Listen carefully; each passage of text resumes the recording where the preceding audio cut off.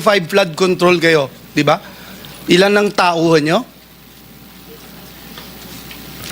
I have 38 admin employees po.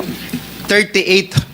Pero ilang billion yung hawak po ninyo. So, alam na Admin lang po. Kaya nga, so alam na nagpapahiram kayo. Anyway, Mr. Chairman, last but not the least, let me just point out, no? Last month, the Office of Ombudsman ordered the filing of criminal charges in connection po dun sa 2.4 billion purchase na laptops for public school teachers during the pandemic. And among the respondents, Mr. Chairman, yung Froilan de Mongo from joint venture that included yung SunWest Construction and Development Corporation. Once again, we ask, Mr. Chairman, why insist on awarding contracts to firms like SunWest, which are involved in corruption cases, when there are more qualified and reliable contractors available? Yung COA Annual Report 2021, finlag na. Imagine, construction firm supplying laptops. So bakit nakakakuha pa rin ito? So clearly, wala talagang mekanismo para i-check. Zero. Kitang-kita ko lahat kayo nagnanad. Parang wala na ba tayong magagawa dito? Klaro na, maliwanag pa sa sikat ng araw itong mga kumpanya na binanggit natin, contractors na binanggit natin. And yet, kumokopo pa rin sila ng limpak-limpak na billion peso project from the government. Can anyone answer this question? Why is it happening? PICAB? DPWH? COA? Didn't we see this already? Your Honor, sir, jurisdiction po kasi yun ng GPPB.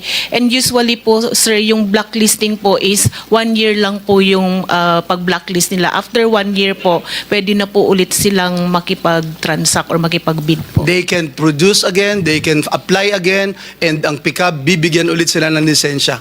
Opo. Opo, Your Honor. At umoo po kayo, Dr. Dakay, so ganun talaga. Kahit alam yung blacklisted or... Because, Your Honor, if I may, the blacklisting is actually a function of the PPBB because they are the ones who are enforcing Republic Act 9184, which is the procurement law. So it is within their ambit to do the blacklisting because it is Okay a now, procurement. Mr. Chairman, nakakainit lang ng ulo. Salamat po, pero parang wala akong patutunguhan to pag itong ating pamahalaan, ating gobyerno, wala So na it's now tayong the turn pakialam. of Senator Rapi Tulfo. With the permission of Senator Rafi, I know he wants to ask a lot of questions. With the permission, pumayag na.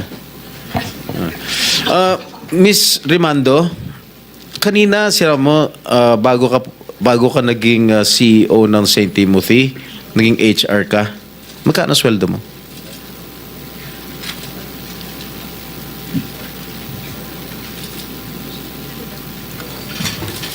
Mr. Chair, yung sweldo ko po noon, nasa 30 to 40 po. 1,000 a month. Alright. Dito sa nakalap kong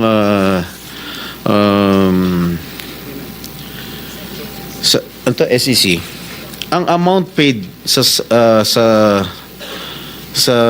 record dito, 887 million.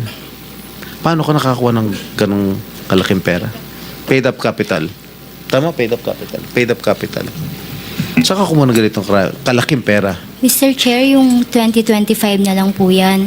Bali, nung nag-umpisa po kami, ang tanong ko sa'yo, saka kumuha ng pera? Mr. Chair, meron naman pong income si St. Timothy po. Hindi, pera mo to eh. I mean, iba pa yung pera ng subscription ni Mary Faith Glynn, Jerry Panty. Ikaw ang pinakamalaki, 887 million. Mr. Sino Chair, nagbigay? Huwag na tayo magpaligoy-ligoy pa. Sino nagbigay ng pera sa'yo? nakakayaman pong aminin, pero meron po akong hiniram na halaga sa tito ko po nung nagsisimula pa lang po ako na nagtayo po. Magkano hiniram mo sa tito mo? Noong una po ay nasa 7.7 million lang po. Oh. O paano umabot ng 887 million? Nung kumikita na po si St. Timothy, wala po akong nilalabas na sarili ko pong kita. Lahat po pinapasok ko din po dun sa corporation Talaga? po. Opo, Mr. Chair. Magkano binabayad mong tax sa gobyerno? Mr. Chair, pwede ko po bang mag-refer dun sa financial Sige, statement babalikan po? kita, tapos nahiyaan ako kay Okay Senator po. Raffy, okay? Thank you po. Senator Rapi. Thank you.